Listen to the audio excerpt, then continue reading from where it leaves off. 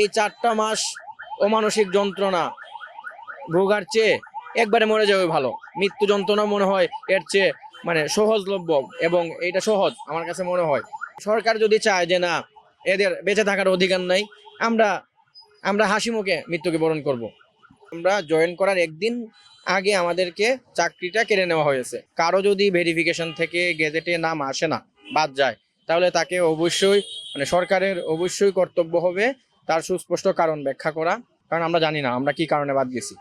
আমি দেবাশিস ঘোষ, 43তম বিসিএসে সুপারিশপ্রাপ্ত এবং গেজেটেডও ছিলাম। আমার হচ্ছে সাধারণ শিক্ষা ক্যাডার ইংরেজি থেকে। তো আমাদের আজকের গতকাল থেকে যে আমরা অনশন কর্মসূচি চালিয়েছি, এটা হচ্ছে আমরণ অনশন কর্মসূচি। এই কর্মসূচির আমাদের দাবি হচ্ছে দুইটা। একটা হচ্ছে যে আমাদের যে গেজেট, এটা খুব দ্রুত প্রকাশ করতে হবে, আর দ্বিতীয়ত হচ্ছে যে ভেরিফিকেশন নীতিমালা এটা প্রণয়ন করতে হবে। এর কারণ হচ্ছে কি, যে আমরা যে কারণে ভেরিফিকেশন থেকে বাদ গেলাম, আমাদের কিন্তু কারণ উল্লেখ করা নাই। যতক্ষণ না পর্যন্ত আমাদের দাবি মানা হবে, ততক্ষণ পর্যন্ত আমরা এখান থেকে উঠবো না। দেখতে পাচ্ছেন আমরা কি পরিমাণ একটা কঠিন পরিস্থিতির মধ্য দিয়ে যাচ্ছি। শারীরিক অবস্থা যাই থাকুক, কিন্তু আমরা এইখানে যারা আছি কেউ এক চুলো নড়বো না। সরকার যেদিন গেজেট দিবে, সরকার যদি এই মুহূর্তে আমাদের গেজেটটা দিয়ে দেয়, আমরা এখনই অনশন ভেঙে ফেলবো।